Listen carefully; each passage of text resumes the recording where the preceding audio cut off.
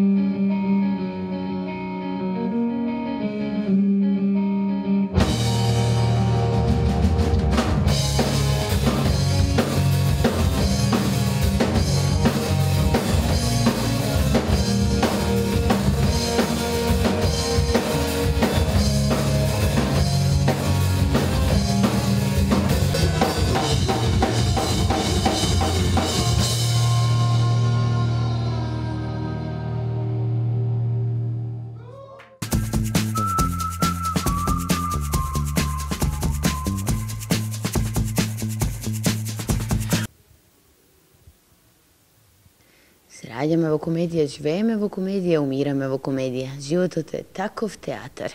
Зошто да не одиме на театар и да уживаме малку, а? Ти си еден од толпата луѓе кои едва чекаат да доја нова година за да се прејадат. Те нова година, те божи. Сето тоа се чисто капиталистичко потрошувачки глупости. Мирот и среќата се наоѓаат во најдлабокото катче на нашата свест. И само таму се наоѓа постојаното славење. А да дојдеш кај мене? Па не знам дали ќе можам ти кажам веќе еднаш дека ќе славам дома со семејството, ќе имаме вечера.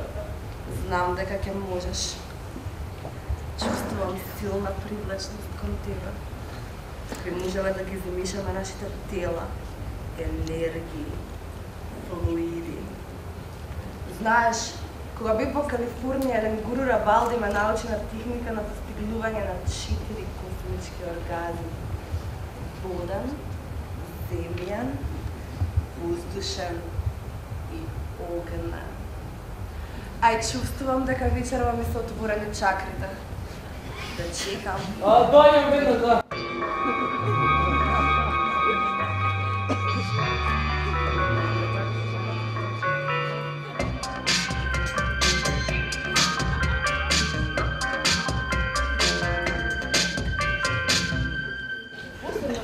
Разбирам, ма се почесто се однесува како номад. Ме мола, моги развесели го, ако може... Не се секирете, вие, идам ја, еднаш да го освестам. Ајде.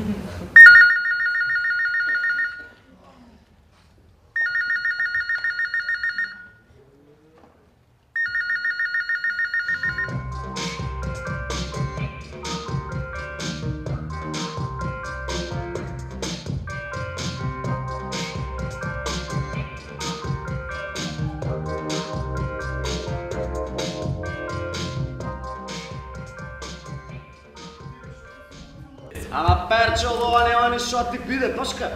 Гледај го мраз што носи уште за тебе, брат. Кој курти е ова, бе, брат? Динамит, бе, брат. Знаеш како јако биде. Вечер ја и тут 12 позади зграда кој ќе го роднем има цела порца да знае кој е овде. Дали ова беше твоето видување или доживување на Никола Манити и неговата последна нова година? Да. Беше моето видување на тој роман. Бев поттикнат затоа што во принцип не ја сакам новата година како празник, не ја сакам таа еуфорија. Не сакам ништо што е пред нова година, сакам што е после новата година и неколку дена устави пред новата година, кога што се е опуштено, не е ништо изфорсирано, како вечерта на 31.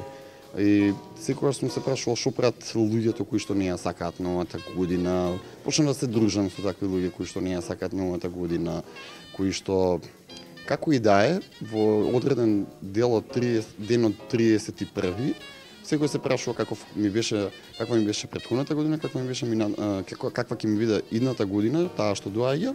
Значи никој не останува рамнодушен од една страна, ама во принцип значи тие што не ја сакаат, значи си поминуваат на ваков начин можеби, како што Никола Манитико убаво го има напишано тоа и го имаат исто така илустрирано и во еден филм со не знам како се вика режисерот, тој италијански еден филм во кој што игра Моника Белучи.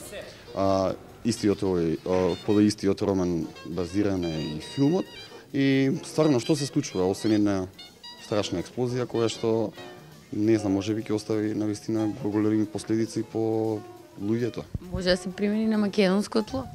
Оваа представа, оваа поента, поракава, па да, се применува. Имавме такви случаи во минатите години. Не знам дали се сеќавате когаш млада девојка за новогодишното прославување, за време на новогодишното прославување беше погодена од залетен заскитен куршум. Имаме секоја година првата вест во новата година покрај новороденото дете колку луѓе отишли на токсикологија или колку луѓе заглавиле на хирургија или колку луѓе имале скршеници. Како ти помине тебе оваа нова година? Многу релаксирано, опуштено, без никаква помпа, без ништо посебно, си уживав некоја чашка пијалок, без ништо онака посебно. Остана да прашам што правиш минатата година и што мислиш да правиш оваа година како режисер?